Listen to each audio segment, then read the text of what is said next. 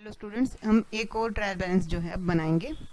इसमें क्या कर रखा उन्होंने, डेबिट बैलेंसेस और क्रेडिट बैलेंस मिसमैच कर रखे हैं। जो डेबिट में आना चाहिए वो भी क्रेडिट में लिखा हुआ है, जो क्रेडिट में आना चाहिए वो भी डेबिट में लिखा हुआ है। तो इस तरह से जैसे ये इसमें है डेटर्स हैं, तो चलो डेबिट में होना चाहिए, इनको क्रेडिट में लिखा हुआ है।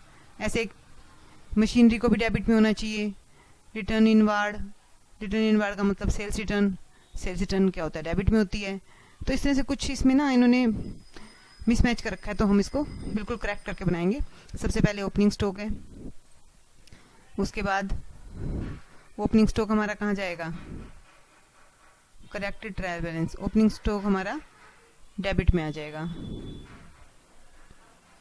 ठीक है, तो ये हम डेबिट में लिख देंगे। उसके बाद हमारा है sales return outward. Return outward means purchase return. Purchases debit होते हैं, परचेज रिटर्न क्रेडिट होती है, तो 48,000 हमारा क्रेडिट में चला जाएगा परचेज रिटर्न के नाम से। रिटर्न आउटवार्ड ये आ गया ना, रिटर्न आउट ऑफ 48,000, ये देखिए ये लिखा हुआ है रिटर्न आउटवार्ड 48,000 क्रेडिट में आ जाएगा। ओपनिंग स्टॉक हमारा डेबिट में आ गया, ये तो डेबिट में ही दे रखा था, हमने भी डेबिट में लिख दिया। उसके बाद अब है सैलरी। सैलरी डेबिट होती है, डेबिट में ही है, ठीक है, नो प्रॉब्लम। सैलरी को हम डेबिट में ही लिख देंगे, ये लिखी हुई ना सैलरी हमारी, आगे सैलरी हमारी डेबिट में लिखी हुई 36,000, ठीक है। उसके बाद है ये क्रेडिटर। क्रेडिटर क्रेडिट में आते हैं 84,000, तो ये हमारा क्रेडिट में आ गया। डेबिट में दे रखे थे ना, हमने क्रेडिट में लिख दी। अब बैंक बैलेंस डेबिट में आएगा, ये रहा बैंक बैलेंस 1,35,000, ठीक है, ये रहा बैंक बैलेंस 1,35,000, ये हमारा कहाँ आ गया, डेबिट में आ गया। उसके बाद कैरीज इनवार्ड। कैरीज इनवार्ड तो एक तरह से ना, जब हम किसी से कोई सामान मंगाते हैं तो किराया होता है, तो कैरीज इनवार्ड तो खर्चा है हमारा, वो भी हमारा डेबिट में आएगा। कैरीज इनवार्ड आउटवार्ड दोनों एक्सपेंसेस ही हैं, मतलब रिक्शा से माल बाहर भेजते हैं, रिक्शा से बाहर माल मंगाते हैं, तो दोनों में जो किराया होता है वो हमारा एक्सपेंसेस में आता है। तो हमारा कैरेज इनवार्ड हमारा डेबिट में आ गया, ये देखिए 18,000 ना कैरेज इनवार्ड, ये रहा, ये हमारा डेबिट में आ गया। उसके बाद नेक्स्ट हमारा है रेंट रिसीव्ड। रिसीव जब भी हम कोई मनी करते हैं तो वो हमारी क्रेडिट में चली जाती है। रेंट रिसीव्ड ये देखिए 9,000 हमें दिखा रखा है ना यहाँ, ये 9,000 हमारा क्या है, रेंट रिसीव है। ये हमारा किस में आ जाएगा, रेंट रिसीव हमारा आ जाएगा क्रेडिट साइड में। उसके बाद है डिस्काउंट अलाउड।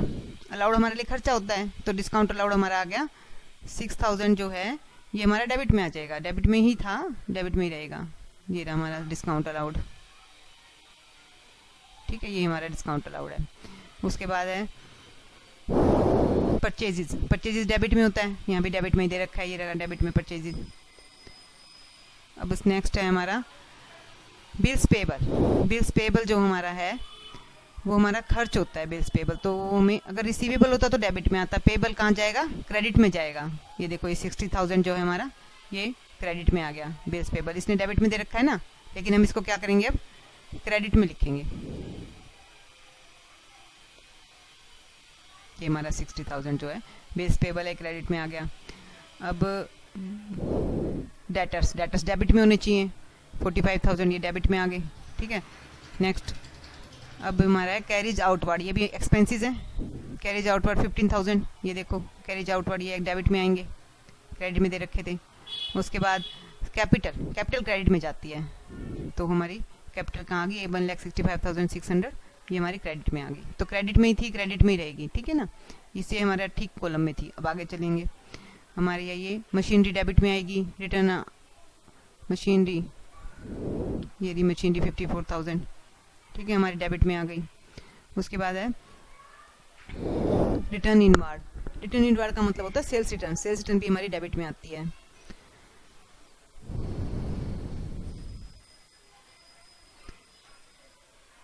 ये ऊपर हमने लिखी हुई है 9,000, रिटर्न इनवार्ड सेल्स रिटर्न है, ये हमारी डेबिट में आ गई।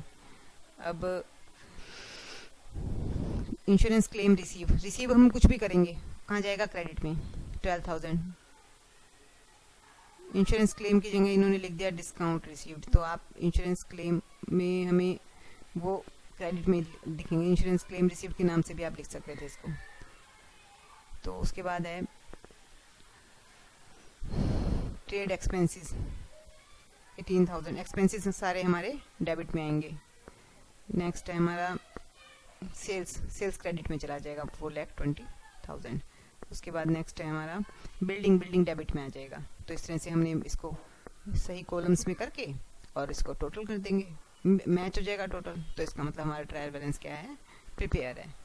Thank you students.